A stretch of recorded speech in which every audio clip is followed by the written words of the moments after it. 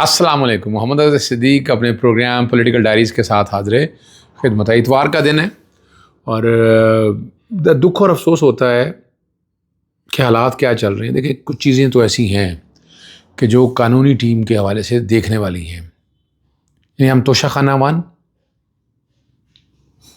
और तोशाखाना 2 या नैब वाले केस, इसमें सज़ा हुई है, सस्पेंड हो गया, अपीलें हम फिक्स नहीं करवा पाए, वो हमें अपीलें फ़िक्स करवानी चाहिए। 9 मई के हवाले से भी वाक़यात अगर देखें, ज़मानतें जो हैं, हाई कोर्ट का निज़ाम देखें आप, लाहौर हाई कोर्ट का 16 जनवरी से इमरान खान साहब के हवाले से है और 18 मार्च 2 महीने बाद ज़मानत की दरख्वास्त लग रही है। यानी ये तो ज़्यादती है ना जी। और कौन पूछेगा? कोई पूछने वाला नहीं। और दूसरी तरफ जो कि केस कमज़ोर हैं, सारे के सारे केसेस कमज़ोर हैं। यानी कहाँ वो तोशाखाना जो डे टू डे ट्रायल चलाना था, कहाँ नहीं चला, क्यों नहीं रहे? करें जल्दी जल्दी, डिसाइड करें ना उस बात को। और फिर 9 मई के हवाले जो बड़ा तेज़ी से करना चाह रहे थे, आज 1.5 महीने से ज़्यादा हो गया, डेटें क्या हो ही नहीं रही, समाते ही नहीं हो रही। तो अब ये दोहरा म्यार नहीं है निसाब, ये पूछना नहीं चाहिए मुतलका इन चीज़ों से, पाकिस्तान से सवाल नहीं करना चाहिए, चीज़ों से हाई कोर्ट से सवाल नहीं करना चाहिए कि ये नीचे जुडिशल सिस्टम ये क्या चल रहा है, कौन चला रहा है इस सारे निज़ाम को। यानी बातें तो होंगी ना सारी, और इसका जवाब है, इसको उठाना भी चाहिए, बिल्कुल इसको उठाना चाहिए। हमारी अदालतों की बेबसी कहें या अदालतों में डिस्क्रिमिनेशन के, क्या नाम देंगे इसको आप? यानी कोई जवाब देना इस बात का। नहीं एकदम जो अदालतें चलती रही हैं, डे टू डे ट्रायल चल, अब क्यों नहीं डे टू डे ट्रायल चल रहे हैं? कोई जवाब है इनके पास? किसी के पास कोई जवाब नहीं है। यानी और सिर्फ ये है कि इमरान खान को जेल के अंदर रखना, और अब वजह क्या है, ये क्यों ऐसा डिले कर रहे हैं? और ना ही 190 मिलियन पाउंड या 171 मिलियन पाउंड या अलकादर ट्रस्ट वाला जो केस है, उसकी अपील लग रही है। अपील लगानी चाहिए, सियासी बुनियादों पर ये सारा कुछ हुआ है। और वहाँ दरखास्तें देनी चाहिए सस्पेंशन के हवाले से, अर्ली हियरिंग की दरखास्तें देनी चाहिए। यानी कोई ना कोई दरखास्तें तो आपको देना पड़ेंगी, जब सस्पेंशन के हवाले से दरखास्तें देना पड़ेगी। यानी आना पड़ेगा, अवाम में शोर डालना पड़ेगा कि जनाब ये सुन नहीं रहे, सुनाएं इसको। और बदनीति पर मबनी है सारे का सारा केस। इमरान खान के केसेस में अब ये जो अब और क्या करना है, यानी अब इनको एक मंतकी अंजाम की तरफ लेकर जाना है, और उसके लिए कुछ करना पड़ेगा, आना पड़ेगा, खुल के बातें करनी पड़ेगी, जो शायद हम कर नहीं सके और हम उनको उस तरह से देख भी नहीं सके। इमरान खान के केसेस में कुछ नहीं है, there is nothing in it. 9 मई के अगर देखा जाए, वो याद होगा 9 मई में 15 जुलाई को जब रिमांड दिया था और वीडियो लिंक पे, और हमने कहा था क्या एविडेंस है, कोई एविडेंस नहीं। तो अल्टीमेटली लाहौर हाई कोर्ट के जस्टिस तारक सलीम शेख और जस्टिस मारुल हक पन्नू ने वो रिमांड सेट असाइड कर दिया था, judicial remand, physical remand set aside कर दिया था। उसमें ज़मानतें खारिज हुई और जज साहब आए और फिर ज़मानतें मनसूख हुई, और उनकी अब जो है ना ज़मानतें हाई कोर्ट में लगी हुई हैं, बाकी सारी हो चुकी हैं। तो इनमें ऐसा क्या है? इमरान खान कौन सा इमरान खान साहब बाहर थे, जेल में पकड़े हुए थे, तो 9 मई में 4-5 वर्जन बदले हुए हैं, तो these are the fit case for bail. चलें आगे आपको लेकर चलते हैं।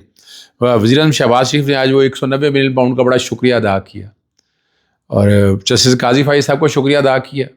अच्छा, किस बात का?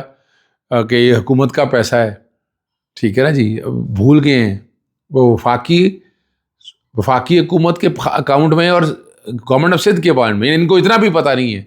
ये वज़ीर-ए-आज़म है इस मुल्क के, ज़रा ऑर्डर तो पढ़ लें, किसी को कहें ज़रा आपको ऑर्डर पढ़ा दे। और वो कहाँ लगाने हैं? Danish school university. किस लिए जी? किस बुनियाद पर? आप कौन होते हैं ये फैसला करने वाले कि जनाब वो दानिश स्कूल में पैसे लगाने हैं? वो पैसा तो डेवलपमेंट का पैसा है, और यूनिवर्सिटी बनानी भी है। यूनिवर्सिटी का बजट आपने सड़कों पे लगा दिया। तालीम का बजट आप पंजाब का देखें, आप पूछे तो सही, कोई तो अलाए ना अवाम के सामने ऑडिट करते हुए। और वो एक तरफ अलकादर यूनिवर्सिटी जो चल रही है, जो बन रही है, जो तालीम दे रही है, उसका क्या हाल कर दिया। कॉल ऑफ फेल में तजाद और किसको कहते हैं? इसको तो कहते हैं कॉल ऑफ फेल में तजाद। लेकिन याद रखिएगा, तारीख याद रख रही है, इमरान खान का रोल याद रहना है। इमरान खान ने जिस तरह से इन चीज़ों को लेकर गए हैं, ये बड़ी बात है, और इससे हालात बेहतरी की तरफ चलेंगे। मैं आगे 9 मई में ज़मानतें, सवाल ही पैदा नहीं हो सकता। आप कितना का लटकाएंगे, क्या करेंगे, क्या एविडेंस है आपके पास? कोई चीज़ आपके पास नहीं है। There is nothing on record.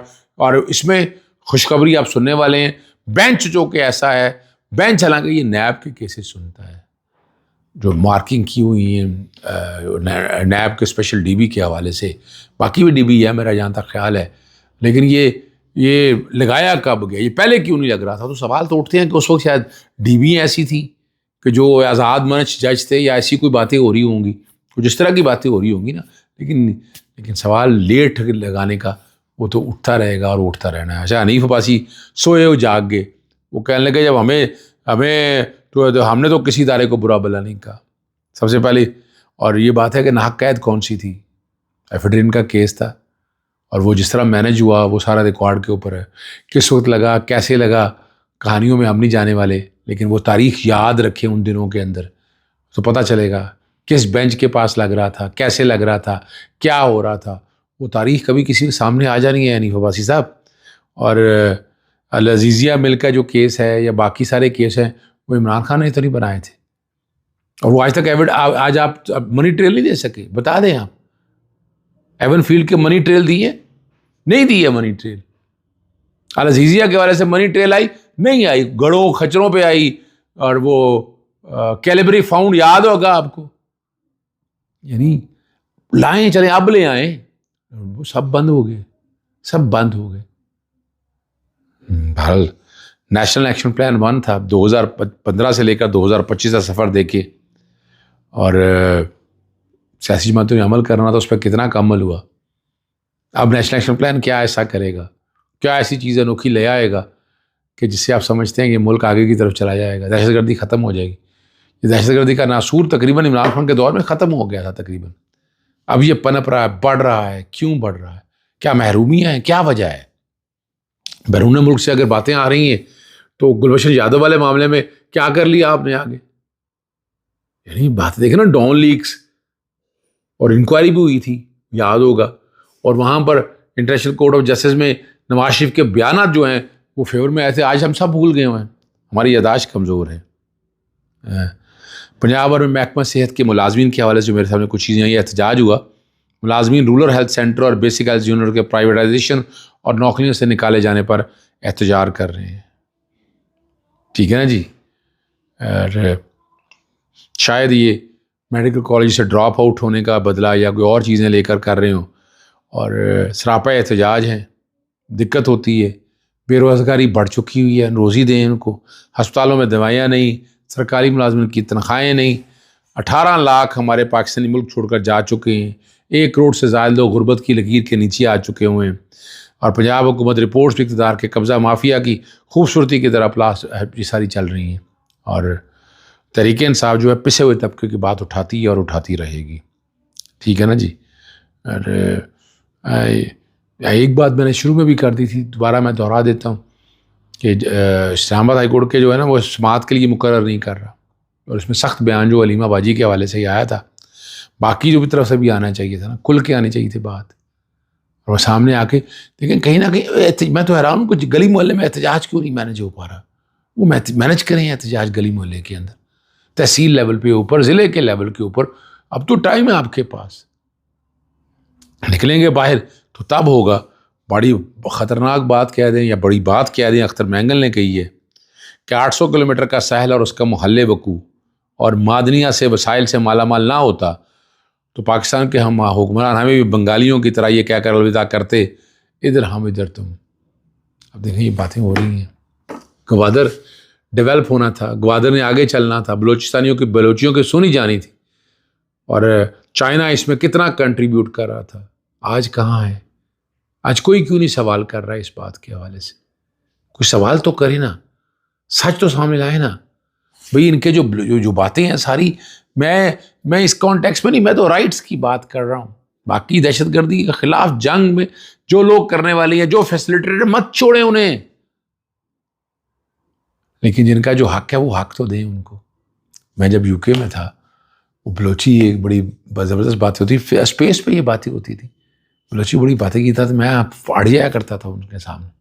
मैं खुल के कहा करता था कि आप सेपरेस्ट है, आप मुल्क से अलग होना चाहते हैं, मुल्क तोड़ना चाहते हैं, हम ऐसे किसी बंदे को सपोर्ट नहीं कर सकते। लेकिन वो बातें एहसास महरूमी की करते थे कि इतना बड़ा है एरिया है, डेवलपमेंट कहाँ है, और जो कुछ होना चाहिए, जो सहूलियात मिलनी चाहिए, उनको इतनी सहूलियात क्यों नहीं मिल रही हैं। किसी पे आ जाए, इस पे कोई कमीशन बना दें, पता चल जाएगा असल क्या है। दाल रोटी किस भाव बिकती है। इजाज़त चाहता हूँ। अस्सलाम वालेकुम, अल्लाह हाफ़िज़। पाकिस्तान जिंदाबाद।